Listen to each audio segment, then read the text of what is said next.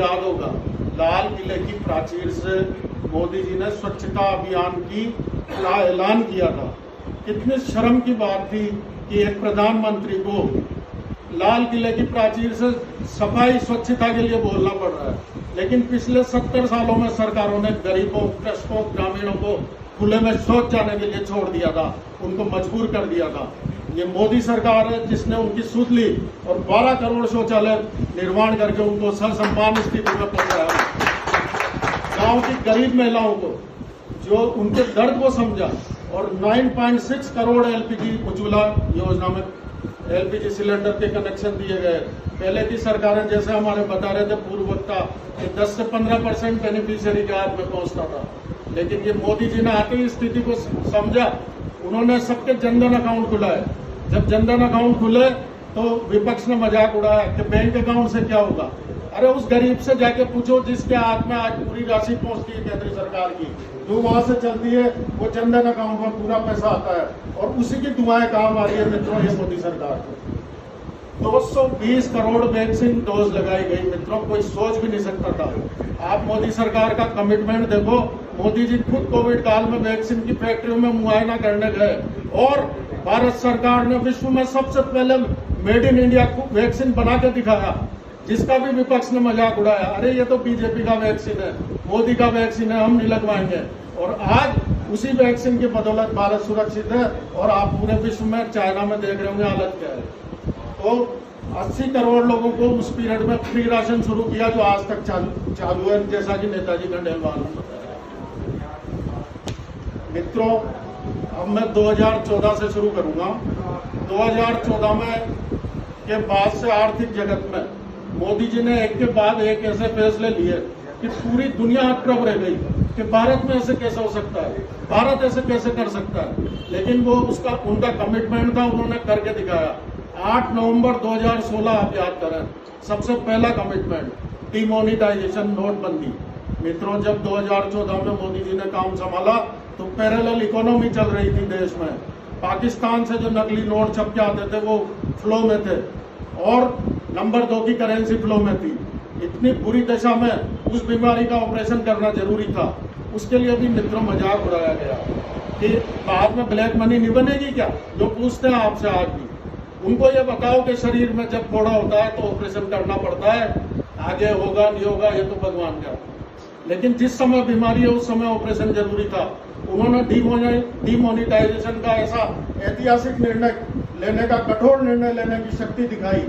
ऐसी शक्ति कोई नहीं दिखा सकता। पिछले 700 सालों का इतिहास उठा के देख लो आप। उस आदमी ने ऐसा, और उसकी बदौलत क्या हुआ कि पूरा कैश बैंकिंग चैनल में आया, राष्ट्र की धारा से जुड़ा जो भी बाजार में कैश था, और आतंकवाद और पाकिस्तान की कमर टूट गई। मित्रों, आप देखो कि जो वो फेक नोट चलाते थे उसी से आतंकवाद पनपता था। ब्लैक मनी पर प्रहार हुआ इंडिया में और रियल एस्टेट सही दिशा में आगे बढ़ा और ये धरती में बच गई। मित्रों, अगला कदम उठाया उन्होंने डिजिटलाइजेशन का। ये सब अमृतकाल के बजट में उल्लेख है, इसलिए मैं आपको बता रहा हूँ। डिजिटलाइजेशन में राष्ट्र के नाम संबोधन किया मोदी जी ने और उन्होंने बताया, उस समय भी मजाक उड़ाया कि क्या होता है डिजिटलाइजेशन।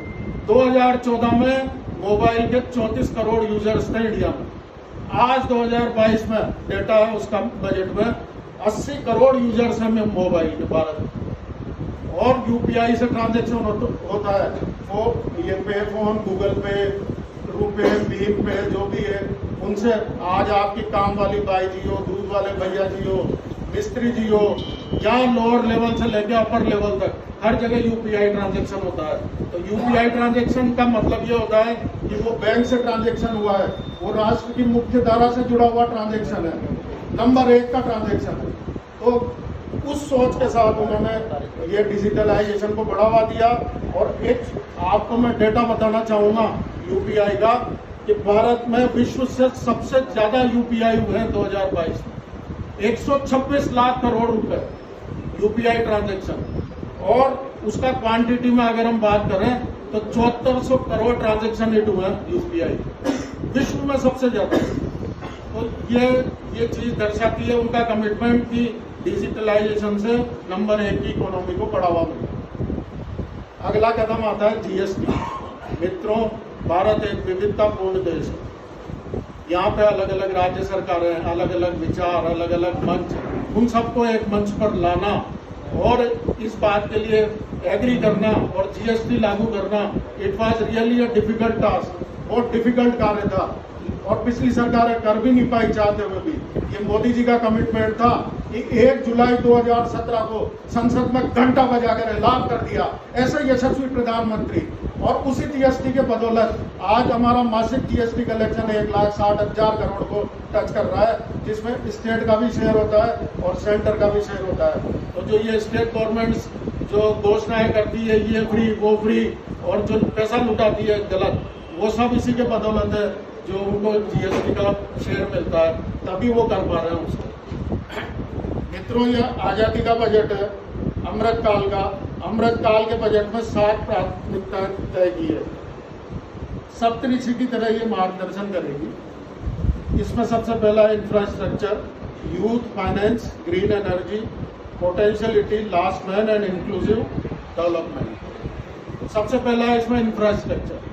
मित्रों, इंफ्रास्ट्रक्चर पे इतना जोर दिया गया है कि आप ताजुब करेंगे, दंग रह जाएंगे कि पिछले 70 सालों में पिछली सरकारों में पूरे भारत में 70 एयरपोर्ट नए बनाए और आपकी इस मोदी सरकार ने पिछले 9 सालों में 2014 से 2022 के बीच में 70 नए एयरपोर्ट बना दिए।